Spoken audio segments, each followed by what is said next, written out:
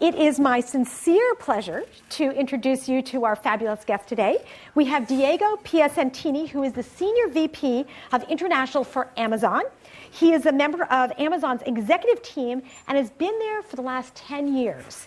He's responsible for all of the retail operations in 5 countries outside the US, including the UK, Germany, France, Japan, and China. And prior to joining Amazon, Diego was the vice president and general manager of Apple Computer Europe, where he led operations in the Middle East, Africa, and Europe. But I got to meet Diego about a year ago, actually in Patagonia. We were both there working as volunteers for an organization called Endeavor. And Endeavor is a really cool organization, maybe he'll tell you a little bit about it later, where they identify high potential entrepreneurs in the developing world. And we were there on the International Selection Committee. I got to know him, was incredibly impressed, and now this is the second time he's come back to Stanford to help in our classrooms. In fact, I understand that he's a closet professor, and so hopefully he'll get a chance to show us all of his skills.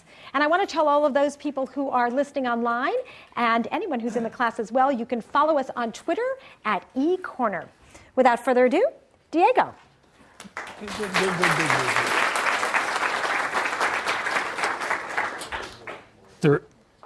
The reality is that I'm a failed attempt to be a professor.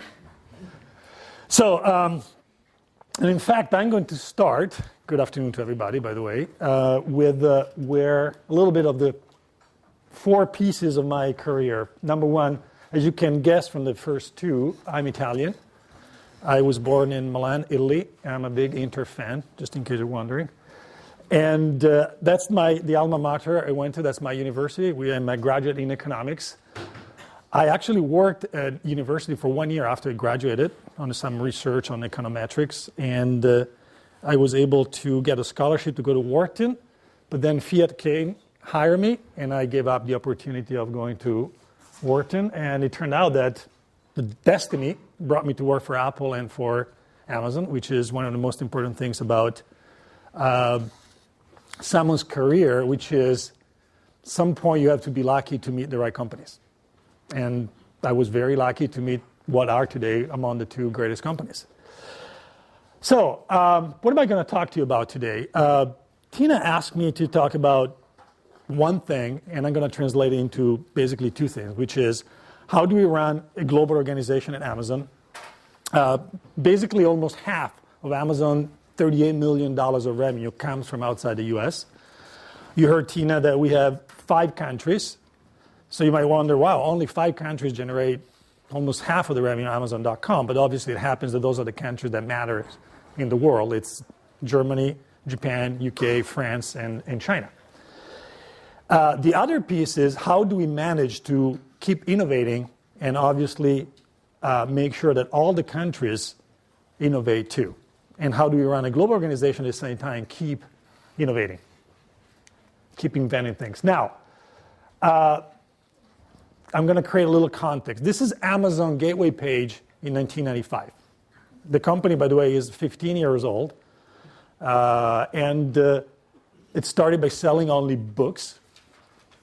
The most watchful people in the audience might know this one thing that Amazon.com did not have when it was launched.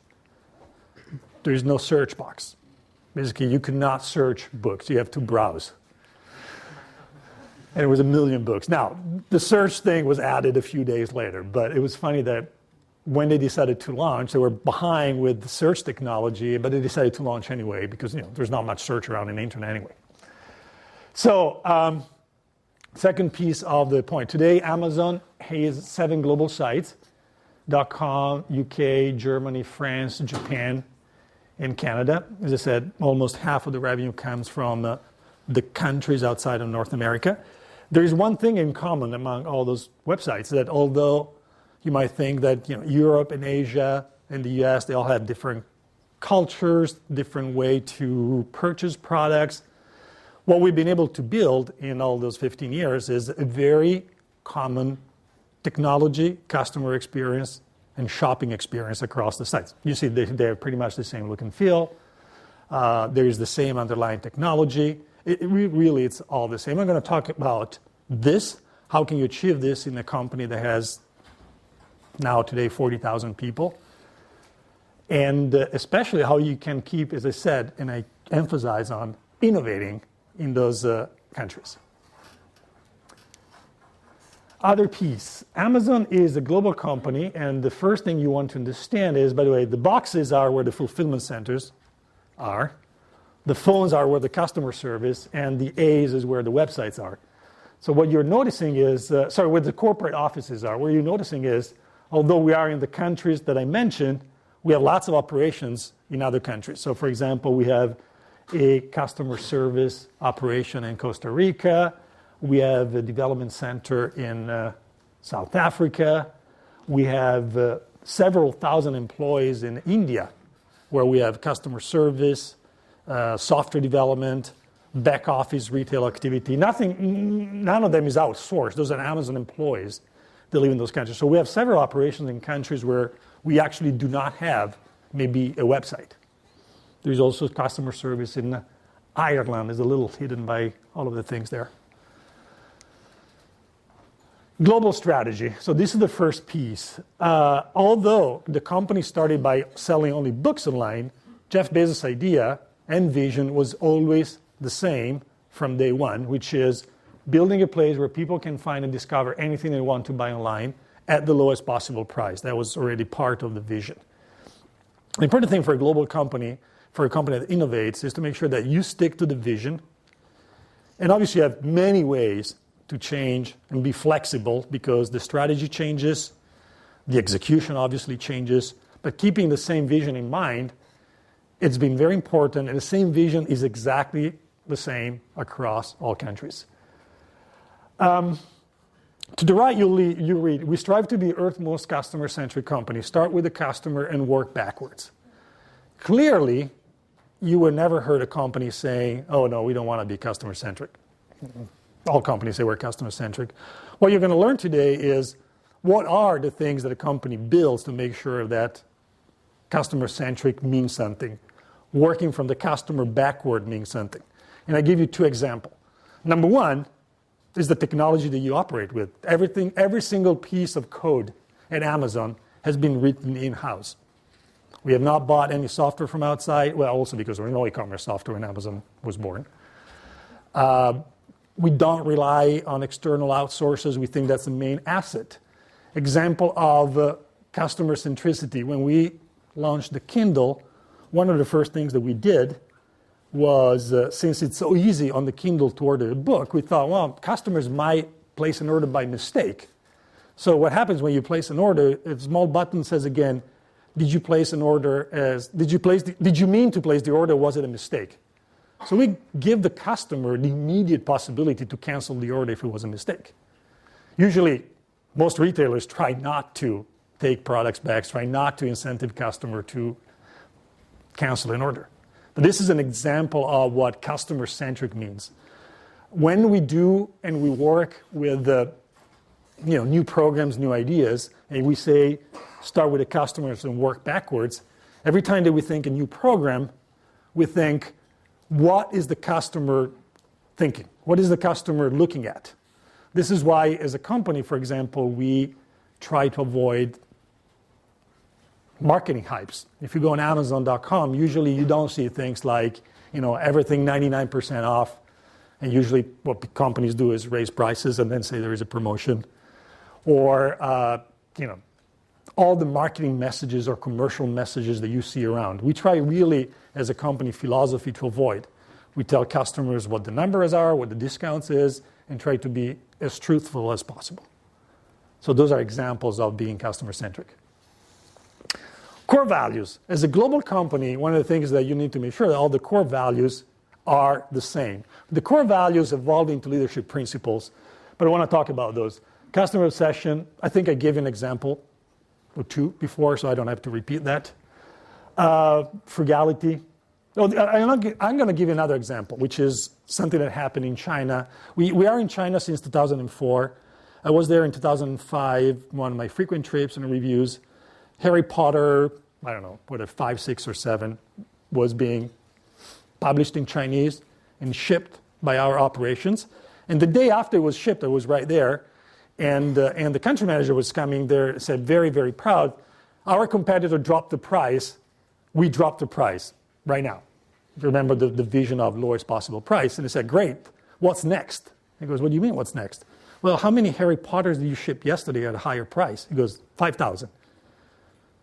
Okay, now we need to go back to those customers and give us those 5 RMB, which is less than $1, back.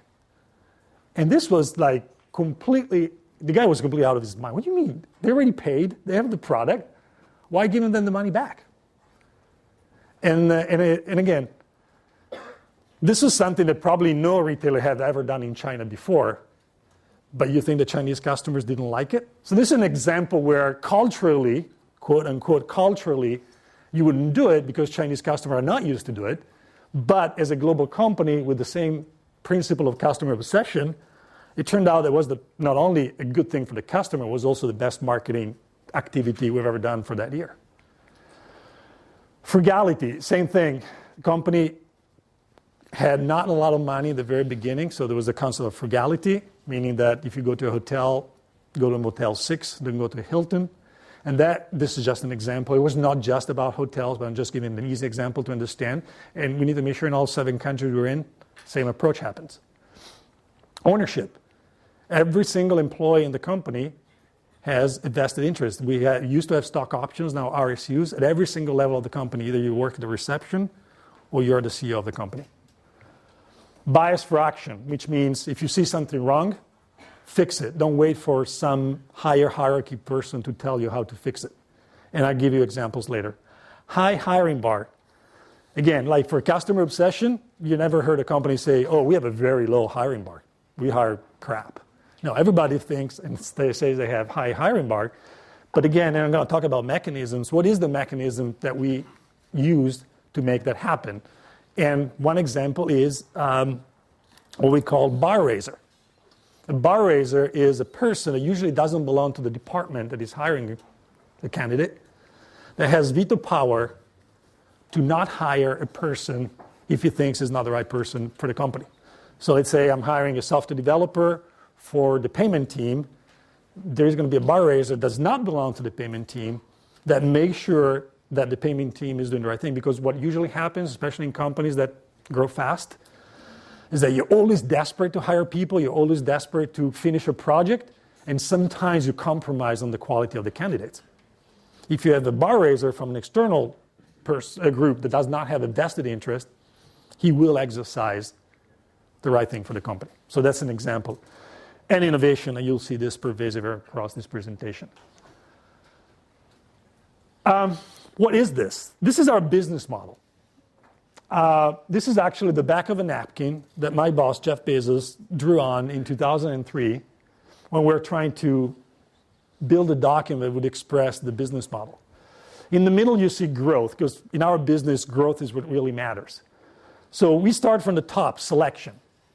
In every single country, we have the principle of having the largest possible selection. We carry many more products than any physical store can carry because of our model. We do this across all the countries, even though, for example, when we acquired the Chinese company, their model was to have few highly desired products, but not the tail of the selection. Selections obviously drives an improvement of the customer experience because the more products you carry, especially if you have them in stock and you ship them fast at the lowest possible price, the more you improve the customer experience. That drives traffic to the website. That drives, for example, external sellers that work on our marketplace platform that will add even more selection. And the circle just generates growth. Growth will generate for us a lower cost structure. And what do we do with the lower cost structure? Since we look at the long term, we keep lowering prices, and the lowering prices go back into improving the customer experience. This is the philosophy that every single new hire at the company in every country, from China to Japan to Germany, learns. The myth of best practices. You heard many, many times the word best practices. Many companies, global companies, talk about best practices. The issue with best practices is that oftentimes they're just good intentions. So basically you see what the country does very well, and you say, look, this country does this program very well. As a best practice, you need to try to do the same. In our business model, and I emphasize from our business model because there might be other business models where the best practices work, we basically say in a very draconian way, everything is equal unless proven with data, and I emphasize unless proven with data, it needs to be different. The good thing is about when I joined the company that the company was so young, there was no legacy. There was very little legacy of every country doing their own thing. And so that we're able to build this, everything is equal unless proven that needs to be different. It turns out to be that all customers around the world, being Chinese or African or European, they like low prices. They like the fact that we ship product fast, and we like the fact that we have a lot of products. The basic part, as trivial as it seems, is going to be the same. But there are differences. There are differences in the way that people pay, in the way that people companies ship products. And this is an example of something proven with data. In China, the delivery system is different than in Europe and in the US. This is not a Photoshop thing. This is real. So in China, so for example, we have something that is completely different than in the rest of the world, which is we own a big piece of the last mile delivery. Here in the States, when you see an Amazon box, it's probably a UPS truck or a FedEx truck or a USPS truck or whatever local carrier. So we lay our foundation on an existing logistic infrastructure. Same thing in Europe. Same thing in Japan. Japan, incredibly developed infrastructure. In China, we had to build our own delivery system. So these are Amazon employees that carry Amazon products, and they deliver the products, and guess what they get in exchange? Cash. Now they have a POS device for which a customer can slide their bank card or credit card. And that's the evolution of that. And I actually did try it, and I tried it myself. And believe me, it's really, really hard, especially when you have to carry a TV screen. And this is the way it looks, for example, our new schedule delivery checkout page. So if you look at the checkout page, that's where the difference is. Here is what you usually decide, what kind of transportation you want. If you want a free super delivery or you want to pay for next day, this is the way it looks like in China. So this is an example of something that looks different, but based on the fact that we had data to prove that it needed to be different. Other example, Amazon Prime. This is going to be my first and only commercial break. Do you guys know about the Amazon Student Prime offer? Great. If you're a student, you have a .edu address, you can get Amazon Prime free for 1 year. What does Amazon Prime mean? It's about free 2-day shipping. So you buy anything you want, you get free 2-day shipping. The idea was, it really works in the US because, the US, as China, has one thing in common, the two countries. They're big. And to cross products, especially if you have a product in a warehouse in Florida and the customers live in Seattle, it takes a lot of time. So the idea was to let's make buying and shipping fast and immediate. And this is also an example where innovation meant we made this decision even though every single NPV analysis, free discounted cash flow analysis, any financial analysis would tell us we're completely crazy to give 2-day shipping for free. And it turned out to be that it was highly innovative, customer liked it, and if you remember the cycle, its cycle worked, and we could lower the cost of transportation so that now it cost us so much less for us to carry those products to the last mile delivery. And it works. So the idea was, the Japanese guys say, well, we shouldn't do it in Japan, because in Japan, we're so efficient. It takes anyway only 1 day. It turned out to be that we did Amazon Prime, we did it in all the 4 countries, but with a different level of service and cost. Today in Japan, for something like $20 per year, you get same-day delivery in Tokyo. So you order within noon, you get it within 8 p.m. So that thinking helped us to force innovation and invent something that didn't exist before. So we had to change the cycle times within our fulfillment centers, rewrite the software for picking products, and innovation, again, was forced by a top-down decision to do the same things across the world. It goes into innovation. Those are the 3 principles that we often discuss in Amazon. First of all, what is this? This is an example. This is clearly you're inside a car, it's raining outside, and your wipers don't work. So that's learned helplessness. What happened is in 1903, there was this lady called Mary Anderson that basically noticed that people, when it was raining, I don't know why, by the way, they picked a car without a windshield, but if you had a car with a windshield, what happened is that it was raining and there was no windshield wiper. They were not invented yet. So every time the driver would stop, get out of the car, and wipe the windshield, whether it's raining or, and she thought, wow, this is weird. But everybody was doing the same. Everybody was stopping, and there was not traffic, so it was not really a big inconvenience to stop. And she had an idea of a mechanical arm, which she patented with a blade. The mechanical arm was basically maneuvered from inside the car to clean the wiper, the windshield. And that's an example of innovation driven by the fact that she didn't want to learn the helplessness of having to stop every time the car for such a big inconvenience as wiping the car off. This is an example. And not only the invention was laughed at the very beginning, this was even before the Ford A model was invented, but it became, by 1913, 10 years later, basically all the cars had mounted on board her mechanical device. I said before, good intentions don't work. As a student, probably just me, you guys are so much better. Every time that I had a test, I found myself had to study until 4 o'clock in the morning because I was always late. And I'm sure that it's different these days. And I was always not, and I always had the same, say, oh, next time I'll do better. And guess what? The good intentions never worked. I always was up until 4 o'clock in the morning to study for the last test. So if good intentions don't work, what works? Mechanisms.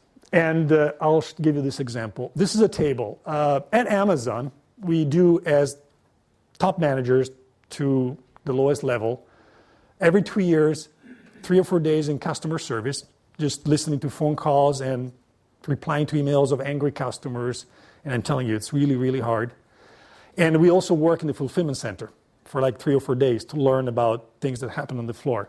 Until 2002, by the way, that was not a training, that was mandatory, because we couldn't model the labor workforce, and we often found ourselves with growth much higher than our forecast. And at some point, everybody in December had to drop the pen and went to work in the distribution center because we did not have enough labor. That necessity became training. So in this training, this was specific an example of Jeff Bezos. He picks up the phone call of this customer saying, the table is scratched. I have to return it.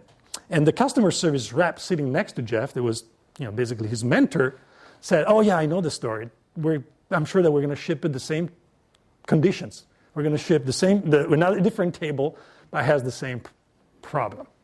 So basically what happens there, that obviously our intention was to ship the right table, but what we found out that the packaging was wrong, but there was no closed loop between the customer was complaining to customer service.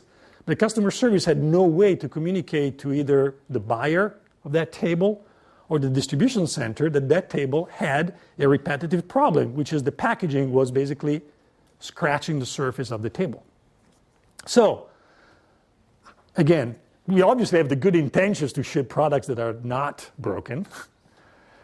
And as I said, if good intentions don't work, what does work? In this case, mechanisms would work. And what is the mechanism that we thought? By the way, this is a case where we did not invent the mechanism. We basically got inspired by what another company did before. I don't know if you recognize this. This is a car plant. And the guy is raising his hand. And there's you don't see it, but there's a cord. This is a Toyota plant here in the US. And this is the famous concept of Andon cord. So in the Toyota plants, and they invented that several years ago, the idea was if a worker in the floor finds a defect that repeats itself at least twice, he not only has the power, but has the obligation to pull the cord. What does the cord do? Stops the entire floor. Nobody works until that specific defect is being fixed. Now, this is another example where any financial analysis, if you had a controller, said, you got to be crazy. I mean, the cost of stopping the plant most of the time is way higher than A small defect. By the way, this is not for big defect, for any defect. This is why, by the way, for many, many years, Japanese cars were way much better than the quality of US cars. It's not just for that reason, but that's an example. So what we did was basically same concept. If the customer service rep, hourly rep that makes $15 an hour in some remote customer service center, either is in the Midwest or in Costa Rica or in India, sees that the same product got the same table that we saw before, he basically pulls our cord, which is basically pushes a button, and the product disappears from our website. And an email goes to the buyer of that product, goes to the fulfillment center, and basically the mechanism is until the defect is eliminated, in that case the packaging of it is fixed, the product is no longer for sale on Amazon.com. The innovation here is that you do not want to have bureaucracy in your way. I mean, there are companies where if a customer service rep paid $15 an hour, does that, gets fired right away. And our company gets rewarded. And again, it's about the, and this is across the world. It's not that Germany gets not to do it, or France gets not to do it, or China gets not to do it. They all do the same. Complete processes, and I'm sure that many of you has learned and will learn, is not just about building the tools, which is the mechanism, in this case, the Andon cord, but then the hard part becomes, which is making sure that across all your countries gets adopted. So you need to have mechanisms in place to measure that, and gets inspected, because the tool itself could be wrong. So building the tools, updating the tools, and inspecting the tools. Another piece of innovation, persistent pace.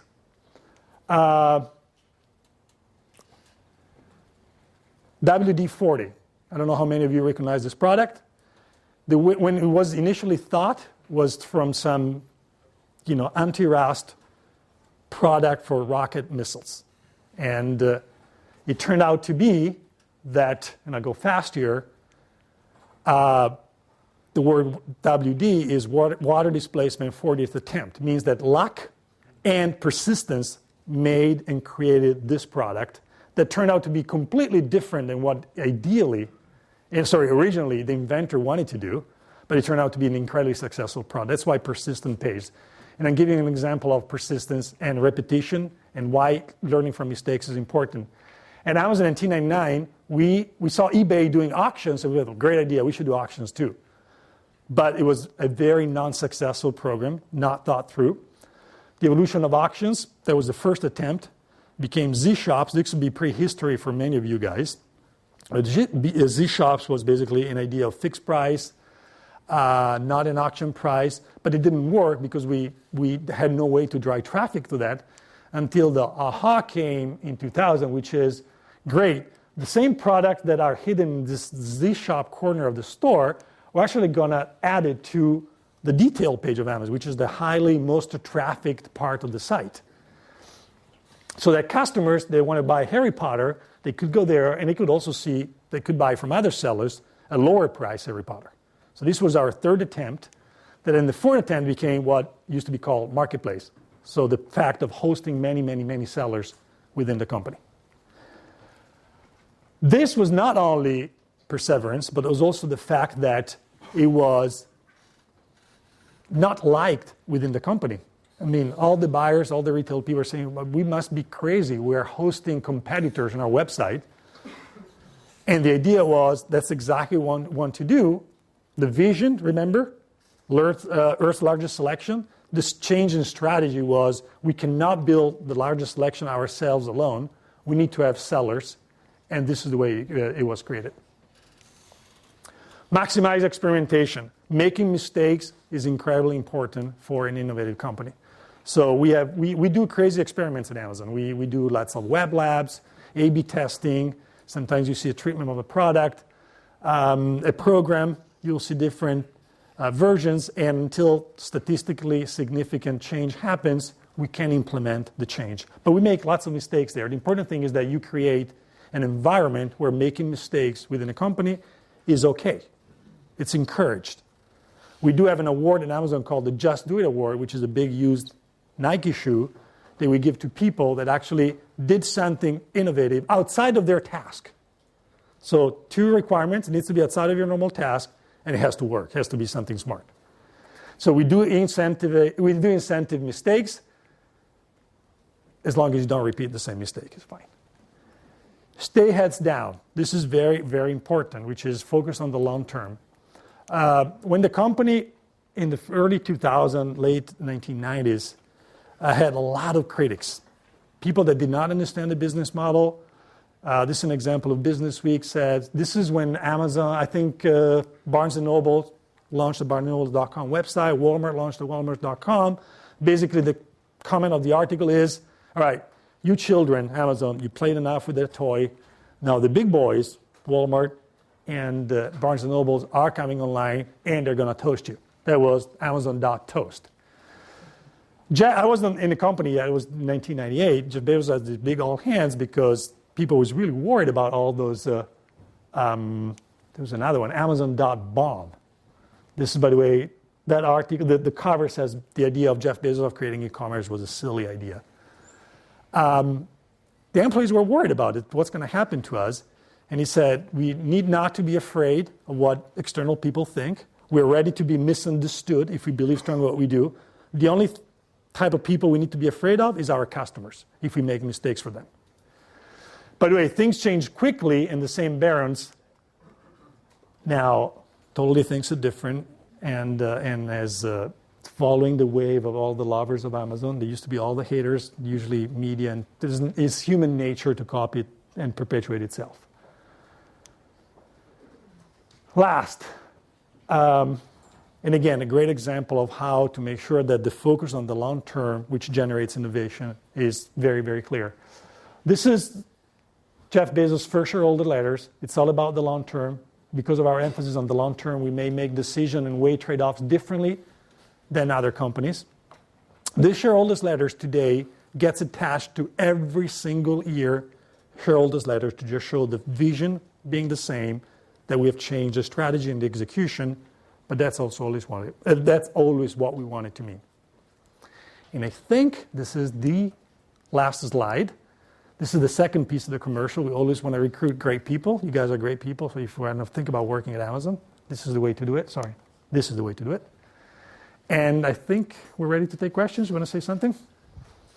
Great. Thank you very much. That was absolutely terrific.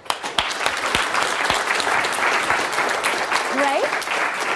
So you guys know the drill. It's up to you to ask some probing questions. Who's got the first question in the audience? Yes, George. What kind of, I'm sure this varies from country to country, but what's like a general strategy that Amazon uses when looking into, entering a new market in a new country with cultures? Is it initial, do you buy a company there in Joyo for China, or do you try to set up shop first yourself, or how does that process work? So the question is, for those who haven't heard, is what is the process or the methodology being used by Amazon to enter new markets, for example, new geographies or new product lines? Do we buy companies? Do we create companies? There's no one answer because we've done all of them. The answer is yes, yes, yes. So, for example, China, as you mentioned, was an acquisition. But France and Japan, we created it from scratch. UK and Germany were a small acquisition at that time. So it's a mix, and it all depends by opportunities. For example, we had 2 opportunistic situations, UK and Germany, and we just picked them up. Sometimes you're lucky. Or by what you want to do. And the great example I want to give you is Japan. Japan, for those who don't know, is the land of joint ventures. Everybody has a joint venture in Japan. They all do things together. But our idea was, and everybody was telling us, if you want to do Japan, you absolutely want to have a joint venture. But we did not want to have a joint venture because we thought we had a clear vision in mind and we didn't want to share that vision with others, had assets in mind. And we're very stubborn in building our Japanese operations with our strategy without using joint ventures. And everybody we're trying to do business with wanted to have a joint venture. The logistic company, we had to carry our products to the customers, wanted to do a joint venture. And we said, no, we just want to buy your services. So it really depends on the situation. Kindle was kind of a surprise from Amazon, being a retailer and actually managing a manufacturing line. So what other areas is Amazon looking, if not secret? No, well, I'm not going to tell you the secret ones. I can tell you the ones we have that are not secret. But anyway, the Kindle, so the question is, Kindle is something that is completely different from our business model. We started building and manufacturing hardware, which is unheard of for a retailer. What else are you guys doing different? Well, the cloud computing. AWS is a great example. AWS stands for Amazon Web Services. They're being used by companies, developers, to basically replace their servers or their data center. How was this generated? Now everybody does web services, right? Microsoft has, IBM have it. But when we started in 2006, it started from a necessity or from a situation, which is our business is as a retailer, is a very seasonal business, especially in the Western world. So we have 40% of our revenue in 2 months of the year, 3 months of the year, Q4, which basically means we have a lot of assets that are underutilized during the other 9 to 10 months. True for servers. So the idea is if we build services and APIs for which other companies can attach to, we can actually rent out our unused space. Many companies have said, that's a great idea, but it's not our competence. We don't really know how to do it. We thought it was a great opportunity, and that's the ability of Jeff and the executive team, especially Jeff, to basically reinvent the way we do things and hire the right people, create a separate group that would be focused on that. So that's another great example. Web services. There's a question. So web services is essentially in some way leverages what Amazon already has in terms of its core computing everything. But I was wondering what prompted the move into Kindle, again in terms of the fact that it did not have hardware complexity. And how do you see yourself versus like iPad or the Nook? So what is the question about iPad and the Nook? How do you see yourself positioned versus the iPad and the Nook? So the question is, Amazon Web Services is an example of something that we had and we just basically reshaped and rented out. But the Kindle was something totally different. How did you come to that? And how do you see the Kindle versus the iPad and the Nook? So those are two different questions. I'll go to the first one first, which is, the Kindle was, and I still remember, so the first Kindle came out in 2007, and we started hiring the first people to build the Kindle in 2004. The idea was about in 2003. Huge resistance from inside the company. Myself first, I've been working at 13 years in our hardware company, said, we must be crazy building a hardware device. It's hard. And Jeff looks at me and the other two that were with me, and we're obviously wrong. History has proven us wrong. It's proving him right once again.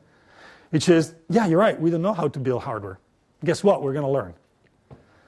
And started. Took us 2 years to hire people, create the manufacturing. But the idea he had in mind was already clear. We did not invent an ebook reader. Ebook readers already existed. The Sony e-reader was already out. It just didn't have enough books, and it did not have the idea of wireless connection for which you can download. So the vision was every book in every language in 60 seconds. That's the vision that stayed, and the 60 seconds equal wireless, and created the Nook. Created the Kindle. I was thinking already the answer of the Nook. Cut this part.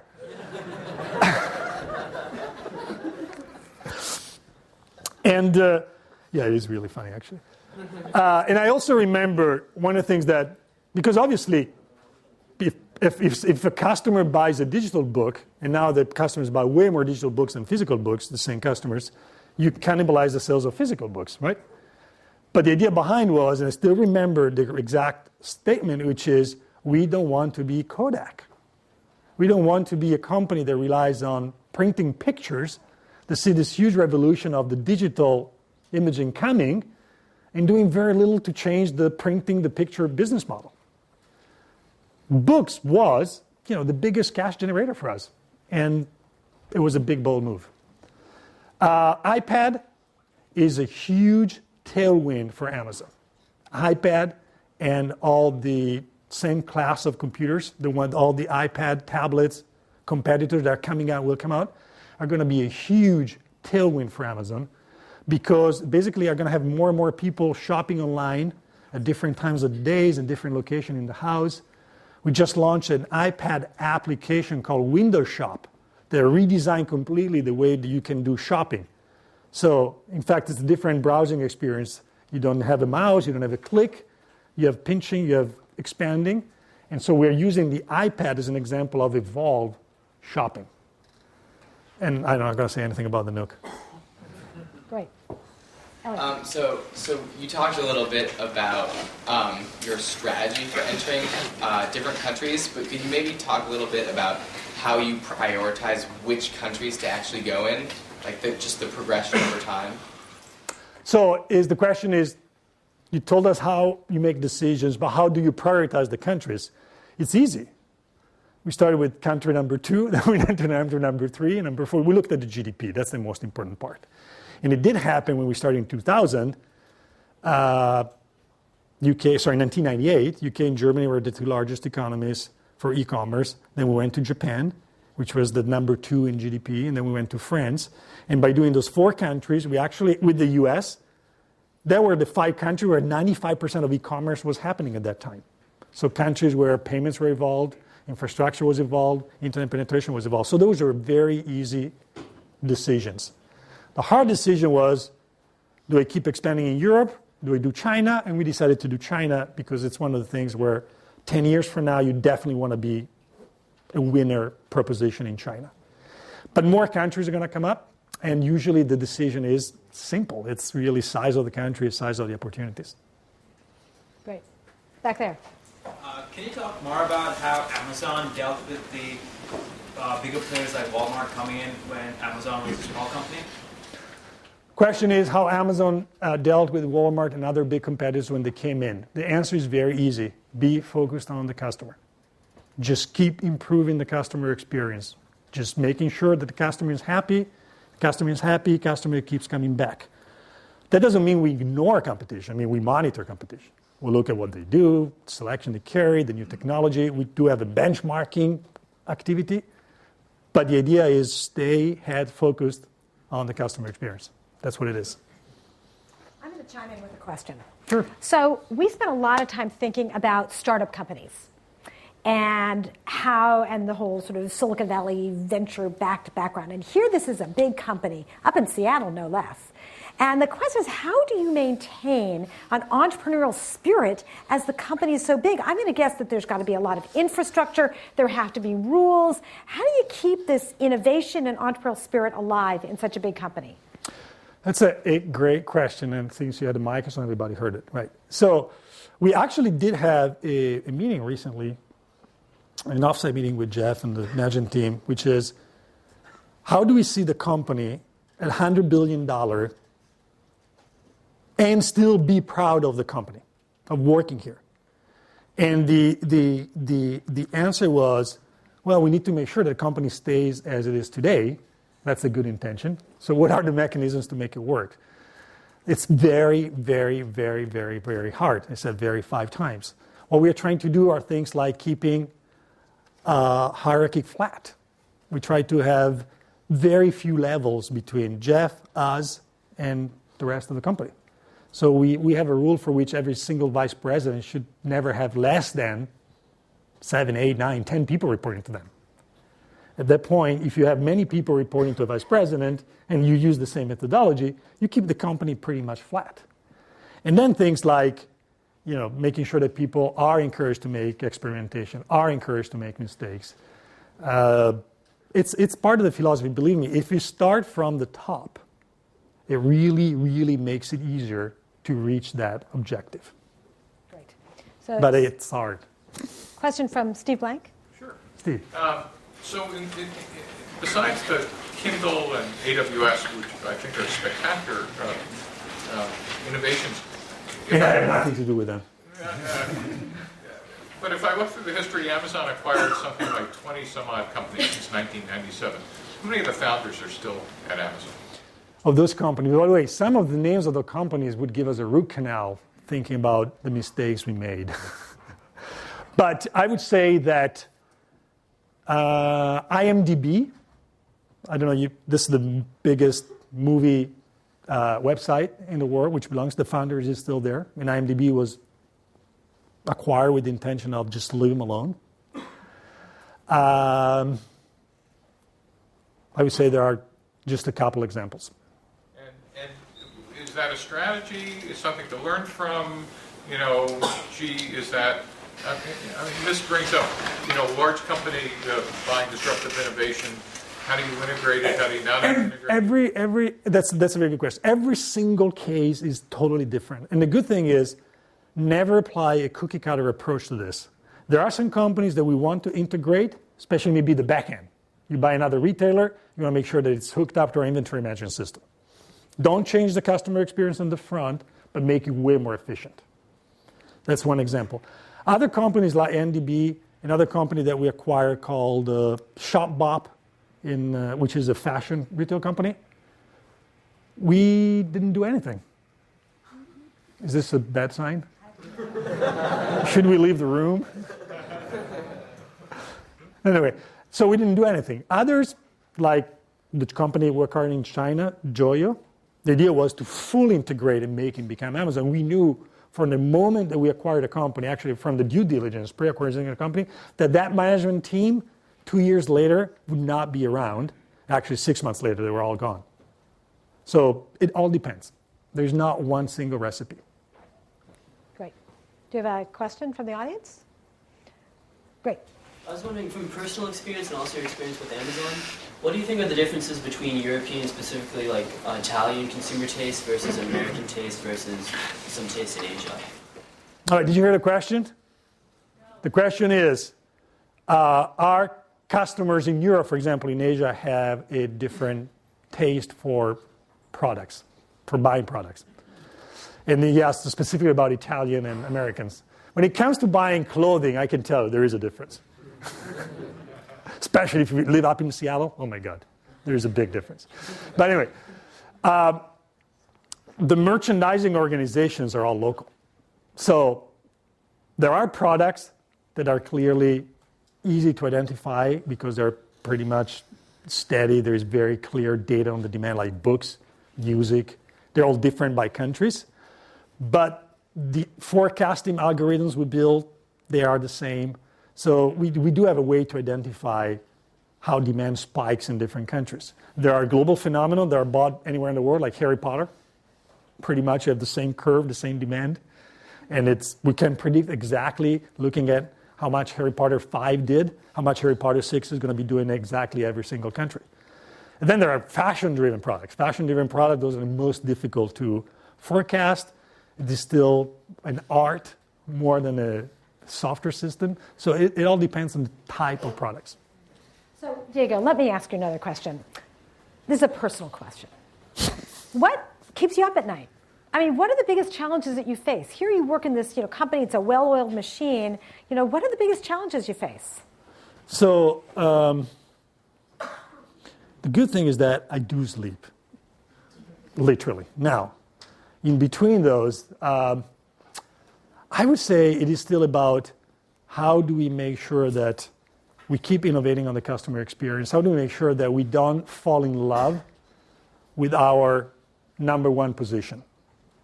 Because when you are number one, you cannot become number one plus. The worst thing that can happen, you become number 2 and number 3. So basically, is how to keep innovating for the customers and making sure that you don't become arrogant.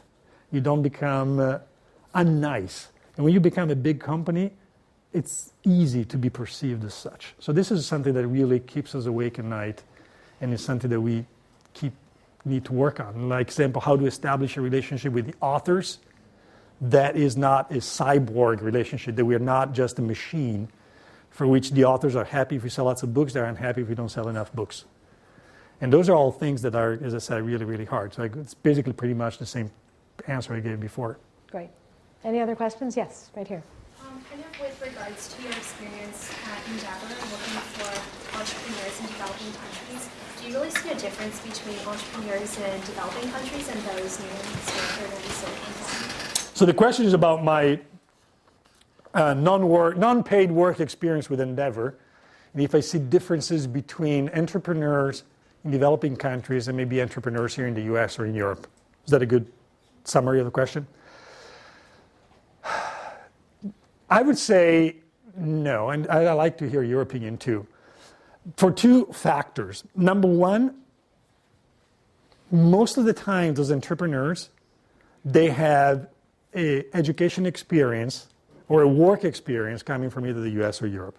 And the common denominator is oftentimes that those are people that studied, worked in the US or in Europe, most of the times in the US, go back to their country, either it's Chile or Jordan or South Africa, and they become entrepreneur there. So I don't see that much different from that perspective. What I noticed that the enthusiasm from those entrepreneurs is phenomenal. It's really because they know that all the things they can do there, they can really impact on that country. I mean, there are companies in a country like Chile whose GDP is probably 1/4 of the one of California, where 2 or 3 companies could make a big impact on the GDP of that country. So it's more the weight that a local success can be to the country itself.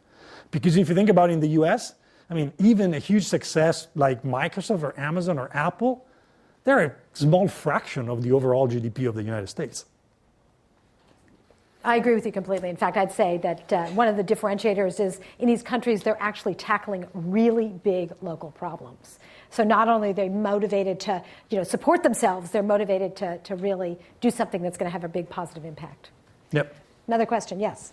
What value does Zappos bring to Amazon? Shoes.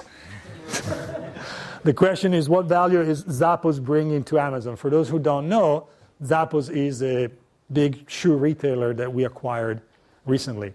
And the shoe retailer that with us has a lot in common, especially when it comes to building a great customer experience.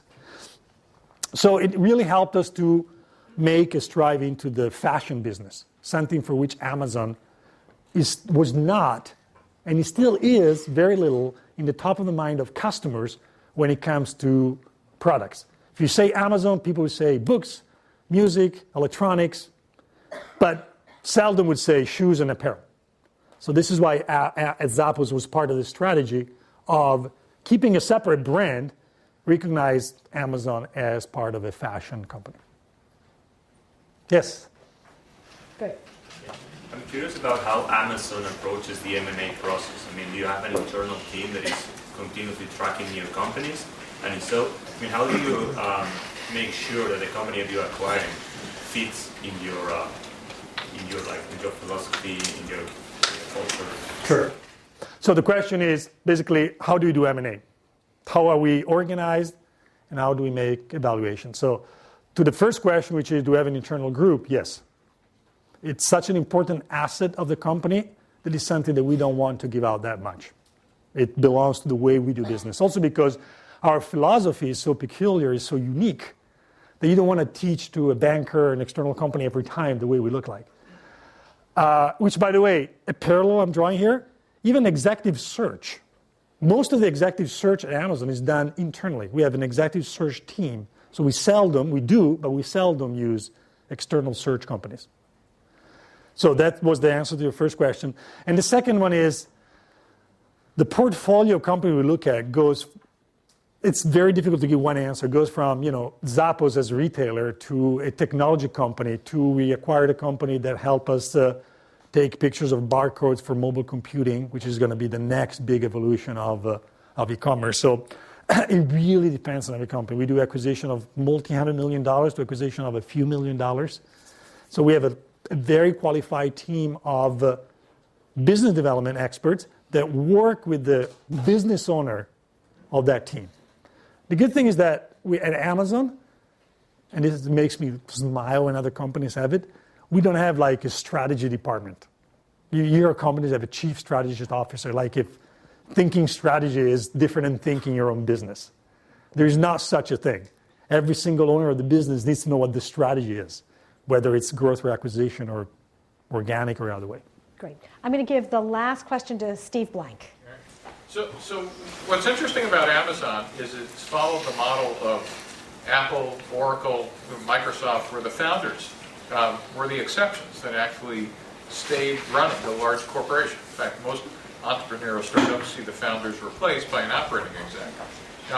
What would happen to Amazon when Jeff Bezos, decides to retire? I mean, what is it about DNA?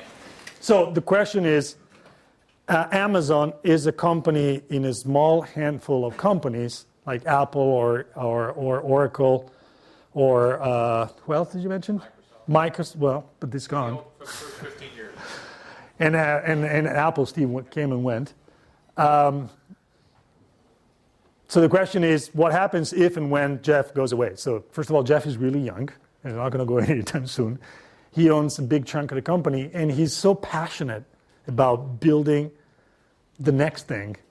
And he's all over the details of the company still, so there is no short-term issue with that. But the real answer is that he has been able to build such a deep, entrenched culture of passion, of innovation and customer centricity that it is in the company. Now, he definitely pushes the edge. He pushes the envelope a lot. I mean, Kindle, it's something that he really had in mind. But now there are many things in the company, highly innovative, that really happen outside of what Jeff thinks. And I do think that the company has succeeded in building that culture of innovation, even without the founder being around. So join me in thanking Diego for coming all the way from Seattle. Thank you.